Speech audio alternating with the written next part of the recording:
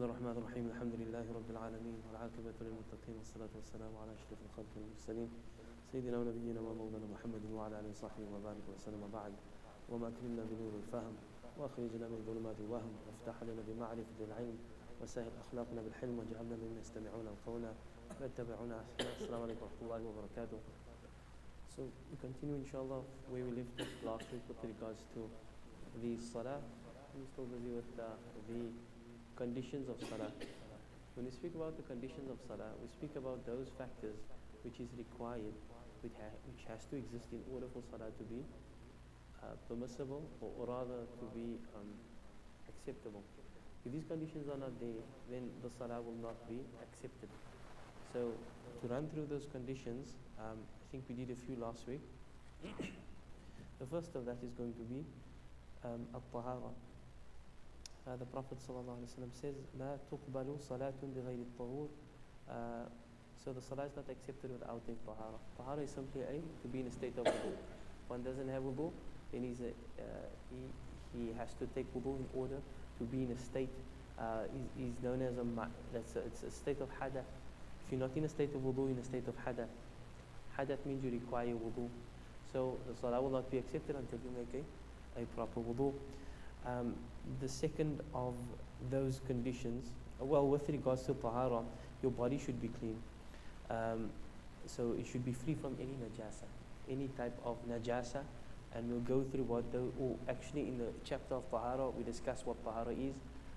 But just for example, any urine mustn't be on the body. Any number 2 or number 1 or anything of that type of a nature, najasa, excess blood should not be on the body. We will discuss that again inshallah when we do the chapter of tahara once again. Then the place of salah should also be clean. The clothes should be clean. Let's go with the clothes first. Clothes must be free of najasa. No drop of urine, nothing of najasa should be on there, because that would actually make the salah unacceptable. And then when we speak about tahara as well, the place has to be clean. The place whereby we're making salah should be clean. So after the tahara, so that's the first condition. I think we discussed that last week, but I just went through that. So everything should be clean. Ourselves, right, in terms of a spiritual cleansing. That means wudu. We have to have wudu. So the clothes that we wear should be in a state of tahara. The place that we are going to be making salah should be a place of tahara. Especially the place where the limbs is going to touch and the hands are going to touch the ground, right? If you are somehow restricted to a particular area and you can't make salah, and there shouldn't be najasa in the place whereby your limbs are going to touch at least. And then your clothes should be clean of any type of najasa. Now the fact that salah is 5 times a day at various intervals, this actually forces us to be a very clean people, because we're constantly cleaning ourselves from najasa, and we constantly need to be in a state of wudu in order for that salah to be accepted. Now the second one is going to be al-ilm bi-dukhul al-waqt. We need to know the timing of the salah, the waqt. Now there's a difference. I think we discussed a little bit of this last week, and this is where we stop. A waqt is not the time. Waqt of salah, we will discuss what is the waqt of salah. For example, when the sun sets, the whole disk of the sun disappears, then that indicates that maghrib has settled in. That's the waqt of salah. So sometimes we focus too much on the time. We're focusing on the time, but we should make sure that the time is coinciding with what's happening over there. For example, if we find that maghrib is 6 o'clock, we find that the calendar or something says that maghrib is 6 o'clock, and 6 o'clock we look out the horizon and we see the sun is not completely set, that means the time is wrong. The time or whatever is informing us is wrong. The waqt is when the disk completely disappears from the horizon. That will be the waqt of maghrib. So وَيُعْرَفُ دُخُولُ وَقْتِ الصَّلَاةِ بِوَسِيلَةٍ مِنَ الْوَسَائِلِ ثَلَاثَةِ الْآتِيَةِ. The waqt and the time of salah is known by 3 ways. The first is العلم اليقيني بأن يعتمد على دليل محسوس كرؤية الشمس وهو تغرب في البحر. The first is going to be relying on your senses, and this gives you a complete conviction. If you're sitting on the beach and you're seeing the sun go down, or you're on the mountain, or you're in a place where you can see the sun going past the horizon. Like the ocean, you can see the ocean, you see the disk go down, you have 100% conviction that that Maghrib is setting. So that is 100% certainty when you rely upon your senses. There is one issue that comes up with regards to what is considered the horizon. What is considered the horizon? So simply put, if you have a mountain, right, in the distance, and nothing is behind that mountain, right, and nothing is behind that mountain, and then that will be your horizon. That will be the horizon, right? But if there is a mountain and behind is many more mountains, right, then you need to, it's not going to be that clear, because behind it can be another horizon. So you need to check where you are to see where the horizon is. The horizon is going to be the furthest point that your eye can see. And there should be nothing blocking the horizon. For example, if you stay right next to the mountain, right, and the sun is setting on the other side, I don't know how it is over here. So if you look next to the mountain, there's a long space between it, and then there's still the ocean, right, and then the mountain is actually blocking the horizon, right. So the horizon won't be the mountain, because you'll see it start getting, the sun will go past. If that's considered to be horizon, then the sun will go down like an hour before the time. So you need to consider where is your horizon. So that's one way we can know by our senses, relying upon our senses. The second one is going to be ijtihad, when we investigate, بأن يعتمد على أدلة ظنية ذات دلالة غير مباشرة كظل والقياس بالأعمال وطولها. The other way is we can figure it out. We can figure it out. We know if we do something, it takes a certain amount of time, and then Maghrib will differ. Let's say Asr times comes in, and we know if we do this particular job, it takes us maybe 2 hours, and then we know definitely it's Maghrib, even if we can't see something outside. So this is if we investigate. Or we rely upon our cell phones, or we rely upon certain types of apps that inform us when Maghrib is there. So the one gives us 100% conviction. The other one is give us a high probability. Most probably the app is right. Most probably we are invested. That is also how we can know that the waqt is in. The third one is if we follow someone that we rely upon. إذ لم يمكن العلم اليقيني أو الاجتهاد كجاهل بأوقات الصلاة ودلائلها فيقلد إما العالم المعتمد على دليل محسوس أو المجتهد المعتمد على أدلة ظنية. If you don't know, then you can just rely upon somebody that knows. Simple as that. You can rely upon someone that 100% knows, because he can actually see the sun setting. For example, you're on the phone with someone and you tell him, "Look, can you tell me when the sun sets, because I want to break my fast?"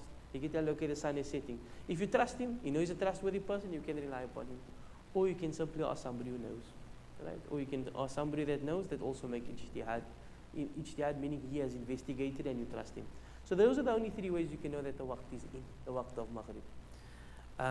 Now, حكم صلاة من صلى خارج الوقت. What if somebody makes salah out of its waqt? So a waqt is going to be, let's say, the waqt of Asr or the waqt of Dhuhr, let's say it's from 1 o'clock to 4 o'clock, for example. Now what if you make salah 5 o'clock, you make Dhuhr 5 o'clock out of its waqt, or you make salah before the waqt, meaning before 1 o'clock, maybe just 5 to 1. Will that be accepted or not? إذ تبين للمصلي أن صلاته قد وقعت قبل دخول الوقت تعتبر باطلة وتجب إعادتها سواء كان معتمدا على علم أو اجتهاد أو تقليد. If you have made salah out of its time, you realize that your investigation was wrong, your app was totally wrong, you were an hour out, and you really believed Maghrib was in, and you performed Maghrib or you performed Asr or whatever salah you performed, and you really actually trusted your phone, and you made some investigation, and you realize you're totally wrong. In that case, your salah is considered batil, right? It's not going to be accepted. Salah, one of the conditions of the validity of salah is that salah has to be performed on its time, right? That's why we need to know why the waqt is there. However, if you make salah out of its time and it's made later, right? And it's made later, there's some ulama say then we can consider that qada'an. In other words, you made Asr 5 o'clock and Asr or Dhuhr 5 o'clock, and Dhuhr ended at 4 o'clock. Then you made salah at 5 o'clock, we will consider that qada'an. But if you make salah before the time, then your salah is considered batil. We're not going to consider that at all. And the reason for that is, there is some evidence in the Sharia that salah can be made out of its time if there's a reason. Okay, if there is a reason. In this case, there is a reason, you just made a mistake. So in that way, we can consider that the salah is qada, and it wouldn't have to be made up again. Just understand that it would be considered qada'an. But you do have, I have had somebody ask me that it's, can they make Fajr a bit earlier? Because they need to make salah at home, and Fajr is getting very late. And whilst they are driving, it's difficult for them to make salah. So they find themselves in traffic from Fajr till the end of Fajr. So now, they are at home and it's not Fajr time yet. Can they make Fajr before the time? Even 10 minutes or 5 minutes before the time. The answer is, it's going to be batil. Such a person has to maybe leave work a bit earlier, leave half an hour earlier, so you can navigate yourself, that you can find a room or a space whereby you can make salah. Maybe you have to pull over on the highway and find a place behind a garage or somewhere. Salah is quick, it can be made very, very quick. But otherwise, salah cannot be delayed intentionally. If it's delayed unintentionally, we can still consider it qada'an. The reward of that is up to Allah subhanahu wa ta'ala, whether Allah accepts that or not. But salah must be made on its time. Before its time, it will not be accepted. Now comes a bit of an issue. Right, this is satrul awra, covering the awra. Covering the awra. Now remember, I'm just speaking about the Shafi narrative, and we will discuss what the Hanafi differences are after this. And the reason for that is anybody and everyone is coming to the class since I started here is all Shafi'i. And I am requested to also highlight the Hanafi madhab. Okay. So the first satrul awra. The awra, what is an awra? An awra, we can translate it as our nakedness. Satrul awra means to cover our nakedness. Now there's certain parts of the body that must be covered in salah in order for the salah to be accepted. So if that is open, then the salah will be rejected. The salah is batil because one of the conditions is not there. Also, we're going to discuss over here what is the awra in salah and what is the awra out of salah. Right? So we're also going to learn what is the awra and our nakedness out of salah. So هذا والشرط الثالث. This is the third shart. The first condition being cleanliness. The second condition being we must know what time. We must know the waqt has actually settled in order for salah to be valid. The third one is going to be the awra must be covered. So this is the third condition. ولا بد لمعرفة هذا الشرط من بيان الأمور التالية. So now we need to know first of all what is the meaning of an awra. بقصد يقصد بكلمة العورة شرعا. In terms of Sharia, what does it mean? It's كل ما يجب ستره أو يحرم النظر إليه. So this is two things. Number one is it's compulsory. It's two things, one of two things. The first thing is what must you cover in order for your salah to be valid. In other words, you're alone in your house. Nobody can see you. But still, there's certain parts of your body that must be covered. The second aspect of the awra is what people can't see. What people can't see. Whether you're in salah, whether you're out of salah. So this is the discussion of awra. So it's two things. So we can't think that, look, a lady can't, for example, or a man can't think that I'm in my house, nobody can see me. I'm just going to make salah with part of my awra uncovered because nobody can see me. That's not the point. The point is, number one, parts of your body must be covered. And the second part or aspect to that is, this is a part of your body cannot be seen by others. So this is what the meaning of an awra is. Now who determines this? Allah subhanahu wa ta'ala determines this. Muhammad sallallahu alaihi wasallam determines this. We cannot determine this. Right? This is not in our own investigation or our own understanding. So, حدود عورتي في الصلاة. Now let's speak about the awra in salah. The awra in salah for men, it's between the navel and the knees. Between the navel and the knees. So we include the navel and we include the knees. So it's actually just above the knee and just below the navel. But we include the navel and the knees because if you're going to cover just up until you're above the knee, the chances are when you go down, when you move, part of your awra is going to be exposed. So from the navel right up until the knee, that there is considered awra in salah, which means that must be covered. That must be covered when you are making salah. Whether people can see you, whether people can't see you, doesn't matter. That part of your body has to be covered. Right? cover, a satr, from the navel, ila rukbah to the knees. Alright? فَيَجِبُ أَنْ لَا يَبْدُو شَيْءٌ مِّنْهُ فِي الصَّلَاةِ. Nothing of that must be exposed in order for salah to be valid. So this is before the salah, conditions is before the salah and during the salah. If any of those or that part of your body is exposed while you're making salah, your salah immediately becomes invalid, unless something happens, like maybe you have a sweater on, and when you perform salah, the wind blows that sweater up and you close it immediately, then that's fine.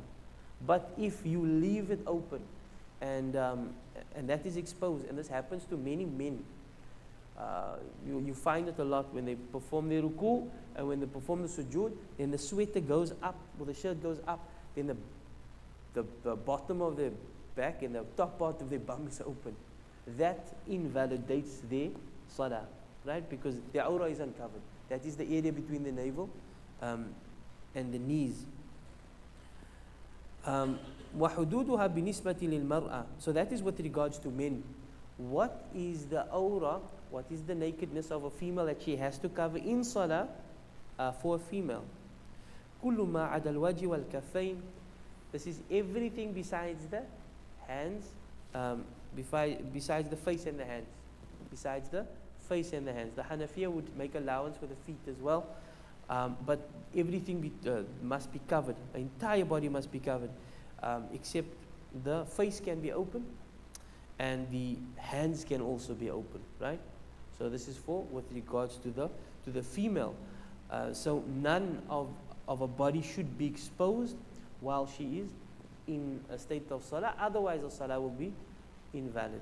So a lady has to take great care that her scarf is tied properly, because while she makes salah, a scarf can become untied, a hair can be exposed, and this will invalidate the salah. This is not again with regards to people looking at her, this is with regards to her covering herself in salah. So even if she's in a dark house, the lights are off, nobody can see, she can't even see herself. Even if we can't see our own self, still her entire body has to be covered, because this is one of the conditions for salah to be valid. And a man must be covered from the navel to the knees, even if the lights are off and he's alone at home, because this is the part that must be covered in order for the salah to be valid. Okay, so that is important that we understand. This must be covered. Allah subhanahu wa ta'ala says, خُذُوا زِينَتَكُمْ عِنْدَ كُلِّ masjid. Allah says, take your beauty. Allah says in the Quran, خُذُوا زِينَتَكُمْ. Take your beauty by every masjid. So what you're going to do in the masjid, you're going to make sajda, you're going to perform salah. So Allah says, take your beauty. Beautify yourselves. What does beautify yourself means? Abdullah ibn Abbas radiallahu anhuma, he says, what is meant with it? Athiyab fi salah, it's the clothing in salah.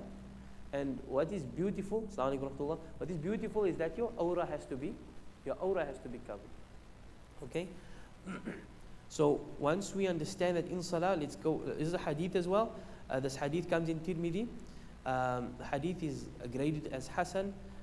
It's narrated from Aisha radiallahu anha. She says that the Prophet ﷺ says that salah is not accepted. لا تقبل صلاة الحائض إلا بخمار.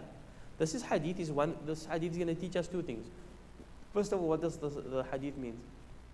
A lady that has a haid, which means she is mukallaf. So it can be from 9 years old upward for a female. A lady that is mukallaf and she's starting to have a haid, her salah is not accepted except with a khimar. A khimar is a head covering, right? Now if the head must be covered, bil awla, meaning more so the rest of the body should be covered. This is one example where somebody cannot just take a hadith in isolation. Because if you just take this hadith and you throw away the madahib, and you just want to follow hadith, you're going to have a problem. Because you're not going to be able to translate this hadith properly. Salah is not accepted except with a head scarf. What about the rest of the body? So that has to be understood in context, that the entire body and the entire awrah must also be covered. Okay. So, hududul awrati kharij al-salah. So understand, so now it's quite simple. In salah for a man, for a female is very, very simple. What must you cover? This doesn't matter if people see you or don't see you. For a man, simply from the navel to the knees must be covered. Go a bit above, below the knees, go a bit above the navel, even though it's not awrah, to make sure that the awrah stays covered. And then for a female, her entire body should be covered, besides the hands and the face. And the Hanafiya does make some allowances for the feet as well to be uncovered. What you find strange is that that sometimes females run to cover their feet. They run to cover their feet in when they make salah. So it's as if they consider the feet as awrah. So when they're out of salah, they uncover the awrah, and when they're in salah, they cover the awrah. It's just an understanding which is quite strange sometimes you find. Now let's speak about the awrah out of salah. This is the awrah out of salah. So this is just an extended discussion. We know what we have to cover in salah, so what must we cover out of salah so we can understand what an awrah is. The extent of awrah for a man, right? Hududu awrati. So this means people can see you now. And this is also what you must cover and what you can look at. حدود عورة الرجل ما بين السرة والركبة بالنسبة للرجال. When it comes from a man looking at another man, right? From a man looking at another man, it's between his navel and his knees. أيا كانوا وبالنسبة لمحارمه من النساء. So a man has to cover his body in front of his for other men, right? He has to cover for other men. He has to cover from his navel to his knees. Again, according to this difference in Madai, but I'm just sticking to the Shafi narrative over here. Between the navel and the knees must be covered. All right? But also, those people that you can't marry, like your mother and your sister and your daughter, etc., that is also your awrah with regards to them. This is your decency now in the house, to cover yourself in front of those people that you can marry. So we as men, sometimes we emphasize that females must cover their awrah, but we don't pay attention to that at all. We very quick to take off the sweater, very quick to wear shorts that is too short, that exposes our awrah, and this is not correct, right? This is with regards to looking now, not in salah. If you are in a dark house alone, or you're swimming, or you're in your own place, you can wear a bather that is short, can take off your sweater, because this is with regards to people looking at you. So if men is looking at you, this is what must be covered. If females that you can marry must look at you, this is what must be covered. You with me? Make sense? All right. So that is outside of salah, so this is with regards to looking. The first section that we discussed was with regards to covering in salah. This is with regards to allowing other people to see you. Now, amma inda nisa, with regards to females, al-ajnabiyya. So what about females? So we spoke about males exposing themselves or being in the presence of other males, or to be seen by other males, or females that they can't marry. We know it's between the navel and the knees.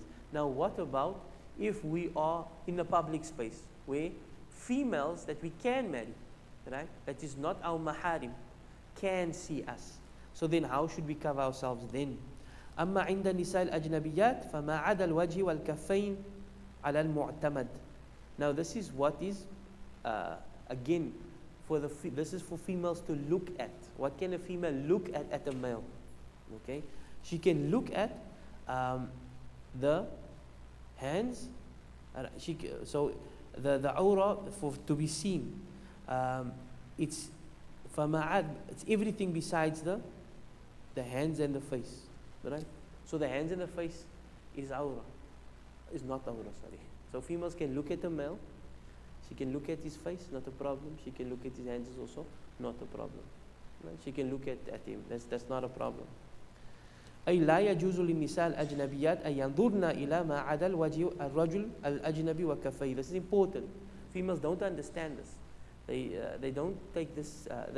They don't understand the seriousness of this, because the seriousness is normally emphasized on men looking at females. Females looking at men, they should not look at a man that they can marry, except the hands and the face. Right? Except the hands and the face. فإن كان النظر بشهوة حرم بالنسبة للوجه أيضا. However, if the man is attractive, if the man is handsome, right, then the lady cannot even look at his face. So again, this has to be emphasized, because it's not emphasized enough. If our wives, if our daughters, our sisters are looking at males, it's not a problem. If they're looking at his face, it's not a problem. They're looking at his hands, it's not a problem. However, If they do find him attractive, they cannot look at his face as well. So it's actually it's a serious issue as well. Allah subhanahu wa ta'ala says, قُلْ لِلْمُؤْمِنَاتِ, tell the believing females, يَغْضُضْنَ مِنْ أَبْصَارِهِنَّ, tell them to lower their gaze as well. Tell the believing females to lower their gaze as well. وَيَحْفَظْنَ فُرُوجَهُنَّ, and they must protect their private parts. So there is a connection between looking and the private part. Allah subhanahu wa ta'ala makes that connection over here. Between looking, there can be desire. That's why it's connected to the private part. So females also should not be looking. And with that, we can extend that to the social media as well. Males and females, we're looking at social media, and we come across faces that are attractive, people that are attractive, and we don't lower our gaze. This is for males, and it's also for females as well. They should pay very, very careful attention to that. So, what did we speak about now? We spoke about men exposing themselves to others or being seen by others. So, if you're seen by other men, cover your navel to your knees. This is decency, right?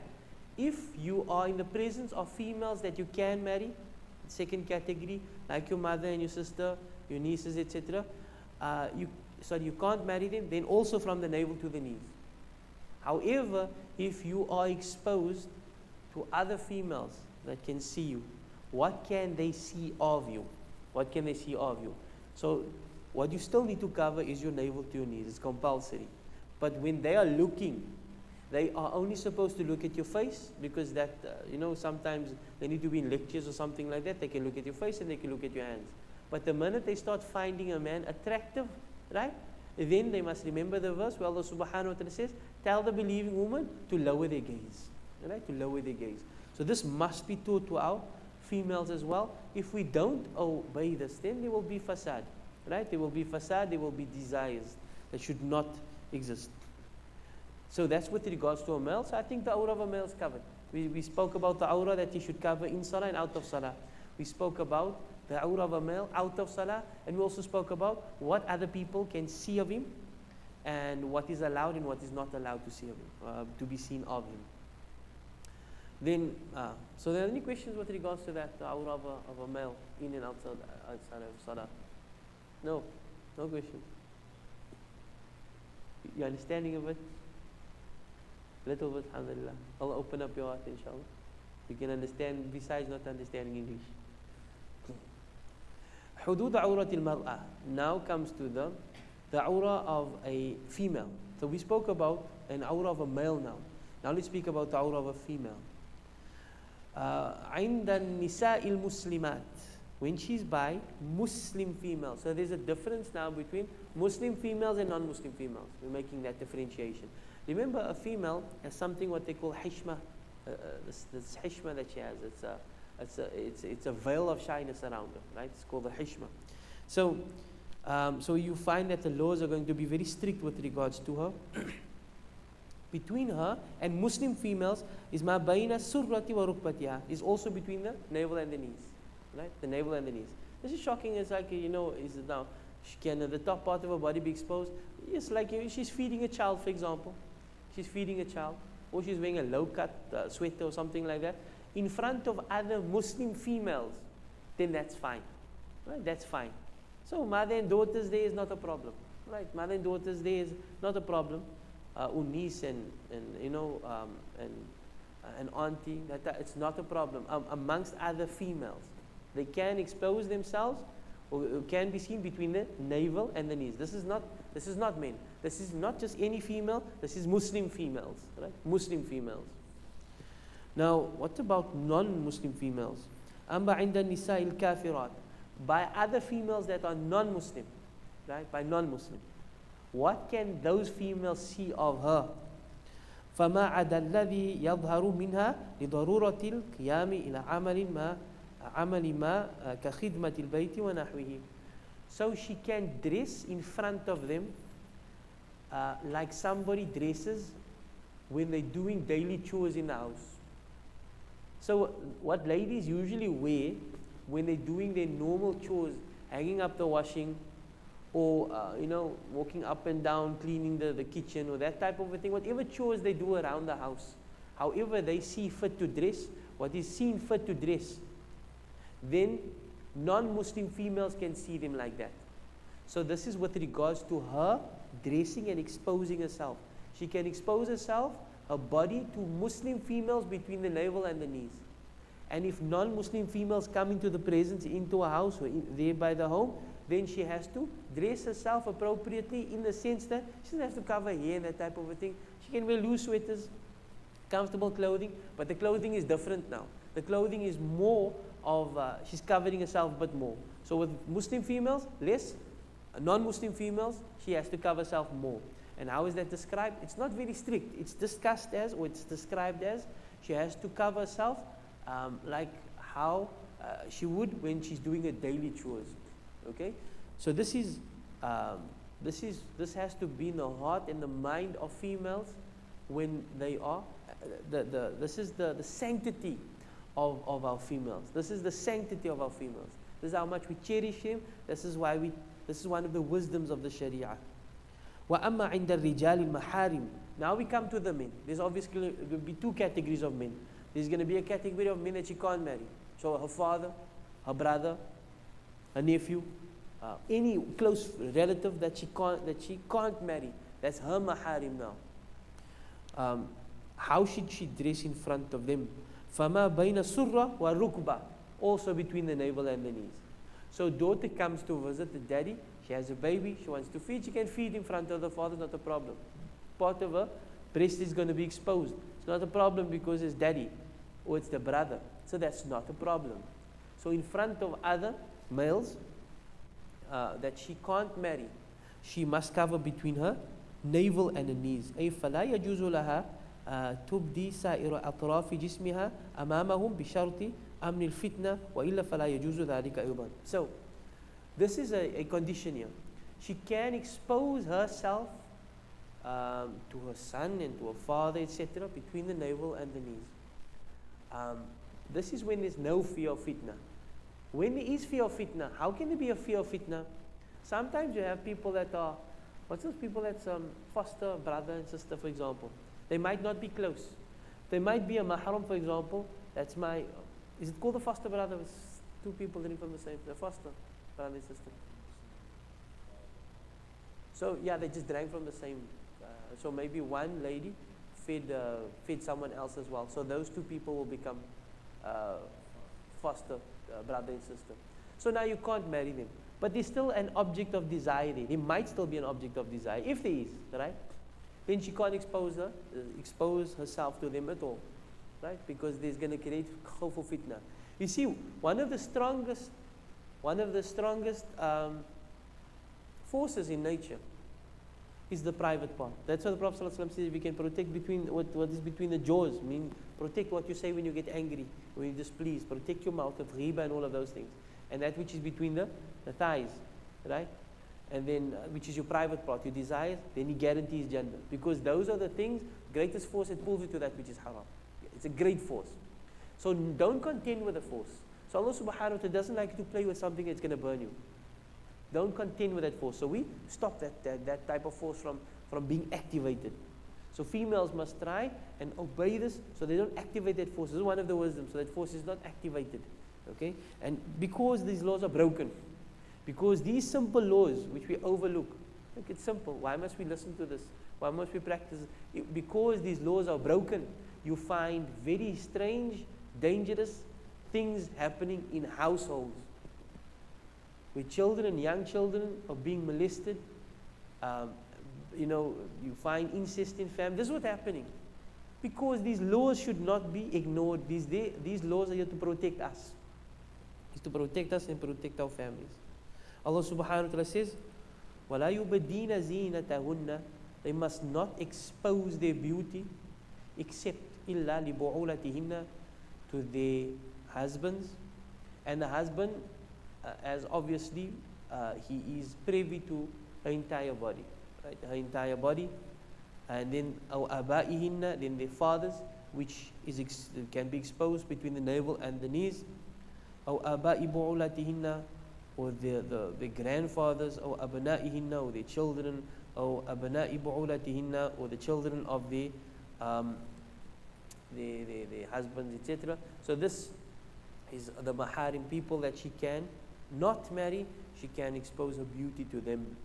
وَفُسِرَتِ الزِّينَ بِمَوَاضِعِهَا فَوْقَ السُّرِّ وَتَحْتَ الرُّكْبَةِ. Okay.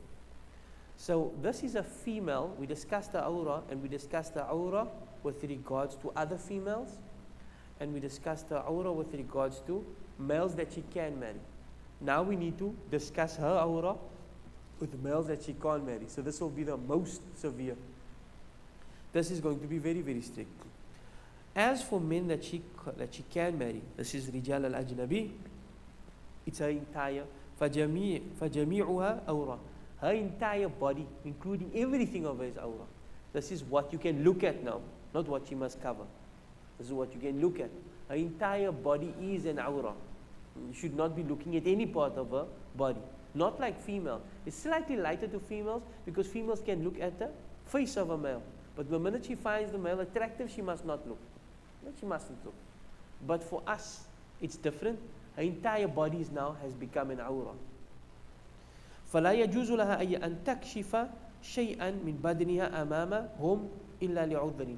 Okay, it seems to be speaking about covering as well. She must cover an entire body, and she mustn't expose her body except for an udhr, except there must be a reason. There's going to be a discussion in between the face now. We'll look at that now. كما لا يجوز لهم أن ينظروا إليها إن كشفت شيئا من ذلك. Now, she's not supposed to cover. So this is about covering and looking. She mustn't cover. She must cover an entire body, and she mustn't expose her beauty, which is her whole body, to anyone except for a reason. So if there's a reason for a face to be open, then a face must be open. Right? This is for those. There's a difference of opinion with regards to the face, whether it is compulsory or not. Certain scholars say it's compulsory. Some scholars say it's sunnah. Sunnah meaning highly recommended. Okay, and we respect both views. Those who say it's compulsory, they have their views. Those who say it's not compulsory, it's highly recommended, they have their proofs as well. So she mustn't expose anything of her beauty. But if her beauty is exposed, if her aura is uncovered, right? If her aura is uncovered, we're not supposed to be looking at anything of that. So men must lower their gaze. Allah says, tell the believing men. Allah subhanahu wa ta'ala is saying this. Tell the believing men. يَغُضُّ مِنْ أَبْصَارِهِمْ. They must lower their gaze. وَيَحْفَظُوا فُرُوجَهُمْ. They must also protect their privates. Again, there's a connection between looking and the private part. Looking is going to create desire, and desire leads to everything else.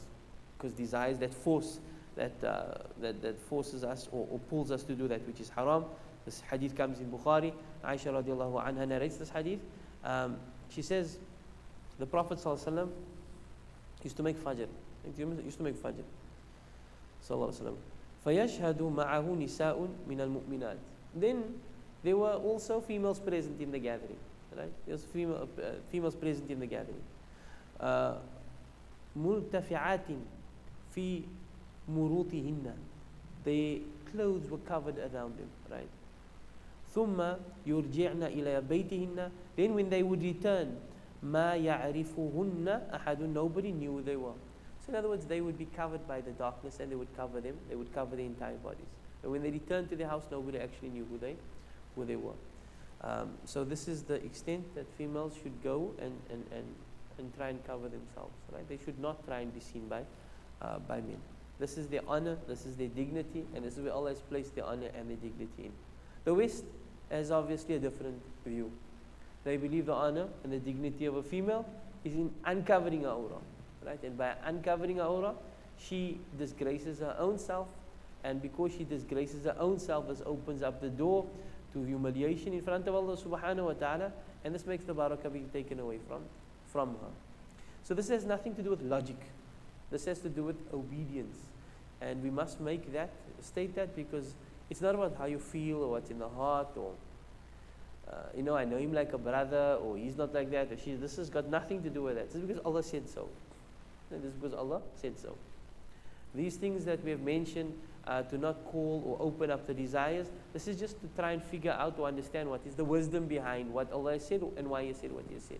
Whether we understand why Allah subhanahu wa ta'ala said what He said, the fact is still there are laws to be obeyed. We just go another 5 minutes inshallah. So there's a long discussion on the awrah. Why did we discuss the awrah? Because the awrah must be covered in salah. And then we also took the opportunity to talk about an awrah out of salah. So now we know what an awrah is and what the nakedness that should be covered in and out of salah. أما حالات جواز كشف العورة والنظر إليها لعذر. Now there are certain cases where she can uncover awrah. This is now for females that are non-Muslim. Even female, so she can expose herself to females that are Muslim between the navel and the knees if she needs to, and she can expose herself to non-females. More than that, she has to cover herself in that what she usually covers herself when she's doing her daily chores. She can go beyond that. That laws can be broken, and she can uncover herself for male relatives that she can't marry, to further than the extent we've mentioned. And then also, even so, she can expose herself to Muslims that she can marry, that can marry her. But what is the conditions where awrah can be uncovered? The first is going to be عند الخطبة لأجل النكاح فيجوز النظر إلى الوجه والكفين وسيأتي في باب النكاح. We're still speaking about the awrah here. It's a long discussion with regards to the awrah, and this probably take us to the end of the class. So you can look at her, and you can look at her whether there's desire or no desire, right? But obviously intention mustn't be there for desire, but there's a need to look at her, and it might cause a desire, it might not, but there's a need to look at her, and that is when you're going to propose. When you propose, you need to look at the person you're going to be spending the rest of your life with. So in that case, it is highly recommended for you to look at her and for her to expose her. So if she's of the opinion that the face is part of an awrah, she must uncover her face. Okay, you can look at the face and you can look at the hands. The face will indicate to her beauty, the hands will indicate to the shape of her body. Right? It will indicate to the shape of her body. So these are the two things you can look at, and it's highly encouraged that you. So this year is when you should be looking. Right? This is when you should be looking. You find sometimes in our culture that this is the time when we don't look because we saw so much already. Then when it comes to the engagement, we just see her once or twice because there's such a big thing happening over there. But we see her every other day. So this should not be the case. When you are going to propose to someone, you can look at her. That will be discussed in nikah again, more in detail. But you can look at her until you are satisfied that I am satisfied with this female and how she looks. And usually that just takes a few glances. The second time that she can uncover her awrah, النظر للشهادة أو المعاملات, when she, this is for witness, she has to bear witness, and also in terms of interaction. You're buying a car by someone, and this person has a niqab on, right? Now this is a serious deal. There might be something wrong with the car and you must change the car, but I don't know I don't even know if there's a man in front of me or a female in front of me. I need to see your face, because if something goes wrong with this car, I need to bring it back to you. I need to know I'm dealing with the right person, right? So in that case, she can expose herself. A lady stops by a traffic thing, and law means that her face needs to be there because we need to check it with her ID. In that case, it's also permissible for her to. So with that type of a thing, a judicial type of a thing, then it is permissible for her to expose her awrah. The third type is when من أجل تطيب والمداواة فيجوز كشف العورة والنظر إليها بقدر الحاجة. تطبيب, sorry, I'm thinking تطيب, I'm reading it wrong. تطبيب, this is a medical case. She has a medical condition and she needs to be examined. In order for it to be examined, her awrah needs to be exposed. So in that case, she can expose herself to a male doctor that she can marry, with the condition is there's no other female doctors. If there is a female doctor available, then you cannot go to the male doctor. So this is only when there is a great need. There's no one that can, you need a specialist, and there's only one specialist in the field, and it has to be, and that specialist is a male. You can go to him if it is not possible for her to go to any other doctor. That is a female. If there is a female doctor in the precincts, and that's possible for her to go to, she has to go to him, and then this male becomes haram again. hadith from Jabir bin Abdullah radiallahu anhu, he says, Anna Salama radiallahu anha ista'dhanat Rasulullah sallallahu alaihi wasallam fil hijama. This way is taken, she asked the Prophet sallallahu alaihi wasallam, she wanted to do hijama. Hijama is cupping, right? And then the Prophet sallallahu alaihi wasallam, she wanted to do this by a male. فَأَمَرَ النَّبِي صلى الله عليه وسلم أَبَا طَيْبَ أَنْ يَحْجُمَهَا. And then the Prophet sallallahu alaihi wasallam commanded one of the companions to do the cupping on her. So this is proof that she can expose herself to a male for medical purposes. So that is the whole discussion of the awrah. It's a big discussion, or long discussion, lengthy discussion. So there's obviously differences of opinion, small differences of opinion with the Hanafi madhab, and there are also in the Maliki madhab, but we're not going to look at that, just we're going to look at the Hanafi madhab after we discuss the shurut. So it's almost Aisha. No, if I can take another 5 minutes. Can I take another 5 minutes? 5 minutes, inshallah. We stop 5 minutes before that. Let's try, see if we can finish this. The fourth condition is to face the Qibla. Istiqbalul Qibla. You must face the Qibla in this direction. Now, وَهَذَا وَالشَّرْطُ الرَّابِعُ مِنْ شُرُوطِ. This is the fourth condition now. What is intended by the Qibla? Qibla's direction is the Kaaba. The Kaaba you must be facing the Kaaba. The proof of this is فَوَلِّ وَجَهَكَ شَطْرَ الْمَسْجِدِ الْحَرَامِ. Now, turn your face to the direction of the Qibla. Now we're far away from the Qibla, we can't see the Qibla over here. If if I must face that pillar that's in front of me, right, that's a couple of meters away from me. If I were to turn like 2 centimeters right, like out of, so there's the Qibla, I'm 2 centimeters out. Then if you take this line away, it will go far away from that pillar. I'll miss it completely. So you have to face not the Qibla, bi'ayniha, the actual block of the Kaaba. Because I think it's like 6,000 miles away or 6,000 kilometers away or something like that from where we are. So if you out by a couple of centimeters and you draw a line from here towards the direction to where you're facing, you're going to be way out. So what is important? فَوَلِّ وَجْهَكَ, turn your face, meaning what you are facing, شَطْرَ الْمَسْجِدِ الْحَرَامِ, to the direction of the Qibla. Direction of the Qibla. Now the direction of the Qibla is, according to scholars, they'll give you a 180-degree plate, which is basically like this. So in other words, if the Qibla is that plate that is directly in front of me, about maybe 12 meters away from me, then if I'm facing the Qibla like this, then yes, I'm still facing the Qibla. I can turn like this, I'm still facing the Qibla. I can turn like this, I'm still facing the Qibla. It has to be, but if I'm turning it this way, like that, then I'm facing that way. Right? So I have to be at a 180 degree, you have this span, 90 degrees this way, 90 degrees that way. You can face any way in the side. Obviously, you need to face the Qibla to the best of your ability. But if you found that, look, you made Salah, and the Qibla is that way, but you made Salah this way, the Salah will still be accepted because you're still facing the direction of the Qibla.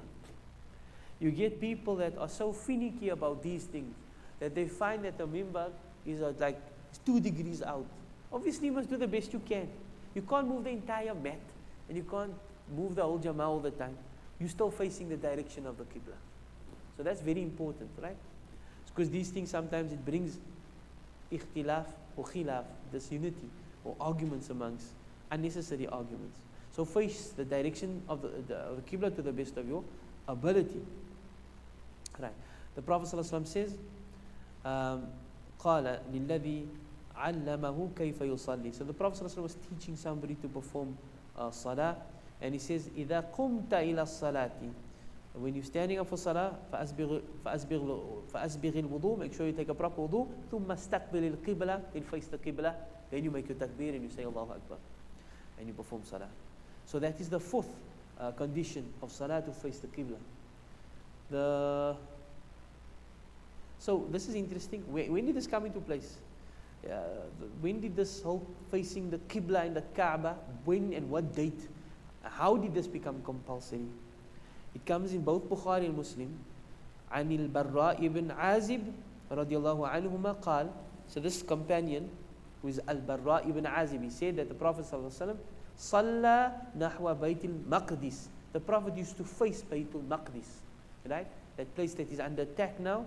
16 أو 17 شهرا, for 16 or 17th month. 16 for 17 months, he never faced the Kaaba. He faced Baytul Maqdis. So the first Qibla of the Muslims was not the Kaaba, it was Baytul Maqdis. وَكَانَ رَسُولُ اللَّهِ صَلَّى اللَّهُ عَلَيْهِ وَسَلَّمْ يُحِبُّ أَن يُوَجَّهَ نَحْوَ الْكَعْبَةِ. The Prophet desired and he wanted to actually face the Kaaba. So Allah subhanahu wa ta'ala, He revealed this verse, قَدْ نَرَى تَقَلُّبَ وَجْهِكَ فِي السَّمَاءِ. We saw your face turning towards the sama. Why would the Prophet look up? He would look up because he's waiting for Jibreel alayhi salam to come down with wahi, to give him the command to change the direction from Baytul Maqdis to the Kaaba. So how did this change take place? إِمَّا أَن يَكُونَ الْمُصَلِّ قَرِيبًا مِنَ